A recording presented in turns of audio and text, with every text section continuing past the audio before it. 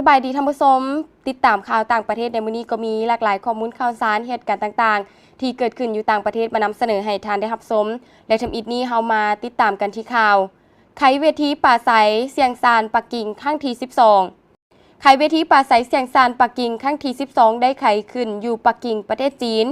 ทานพลเอกฟานวันหยางกรรมการกรมการเมืองรองเลขาคณะพรรคการทหารศูนย์กลางรัฐมนตรีกระทรวงป้องกันประเทศเวียดนามเข้าร่วมเวทีปราศัยในกองประชุมได้มีบทปราศัยที่สำคัญในเวลาที่1ในหัวข้อก่อสร้างระบบบริหารความมั่นคงทั่วโลกให้มีความเสมอภาคและสมเหตุสมผลเวทีปราศัยเสียงซานปักกิ่งครั้งที่12ได้จัดขึ้นในกันยายน2025นี้โดยหัวข้อหลักร่วมแรงร่วมใจรักษาความเป็นระเบียบเรียบร้อยสากลและสุขอยู่การพัฒนาสันติภาพท่านพลโทตงเหยียนรัฐมนตรีกระทรวงป้องกันประเทศจีนได้กล่าวไขเวทีปราศัยให้ฮู้ว่าจีนปรารถนาประกอบส่วนสร้างอนาคตอันสดใสให้แก่อารยธรรมของมวลมนุษย์ในสภาพการมวลมนุษย์ความก้าวเข้าสู่ในระยะใหม่การเคารพนับถือประวัติศาสตร์รวมไปถึงอนาคตสันติภาพและพร้อมกันพัฒนาตามท่าเอียงยุคสมัยแม้นสิ่งจำเป็นที่สุดกองทัพจีนพร้อมแล้วที่จะเจรจาร่วมมือกับทุกฝ่ายเพื่อซอกหามาตรการแก้ไขในระยะยาวเพื่อสันติภาพความมั่นคงเสถียรภาพและความก้าวหน้าของภาคพื้นก็คือของโลกปัจจุบันโลกยังเผชิญหน้ากับสิ่งท้าทายหลายถึงความมั่นคงที่ซับซ้อนหลายด้านในสภาพการดังกล่าวกองทัพมีความสำคัญในการปกปักรักษาสันติภาพและความยุติธรรม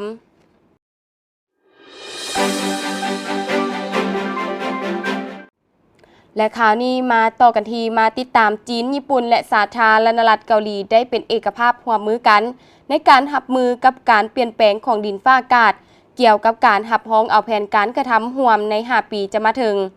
บรรดารัฐมนตรีสิ่งแวดล้อมของ3ประเทศบรรลุได้ความเห็นดีอยู่กล่องประชุม3ฝ่ายที่จัดขึ้นอยู่นครย่านไถแขวงซานตงสาธารณรัฐประชาชนจีนตามแถลงการแผนการร่วมระยะ 2026-2030 จะสุ่มใส่8ของเขตบุริมสิทธิ์ในนั้นจะมีการจำกัดขี้เหงื่อพลาสติกเศษเรือทานฮวงลุนซิลรัฐมนตรีสิ่งแวดล้อมและชีวภาพจีนได้ยั่งยืนจะสุขอยู่การร่วมมือสากลเพื่อแนะใส่รับมือกับบรรดาผลกระทบที่เกิดจากการเปลี่ยนแปลงของดินฟ้าอากาศทานเคอีซิโรอาซาโอ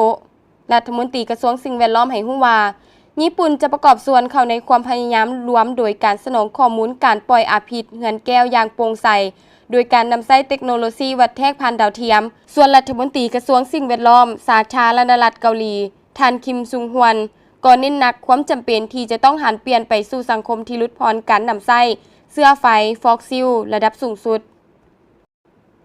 ท่านผู้ชมและนี่ก็แม่นข้อมูลข่าวสารที่เกิดขึ้นอยู่ต่างประเทศที่ทางข่าวต่างประเทศได้นำมาเสนอให้ท่านได้รับชมต่อไปเชิญท่านกลับไปติดตามรับชมภาคข่าวกันต่อ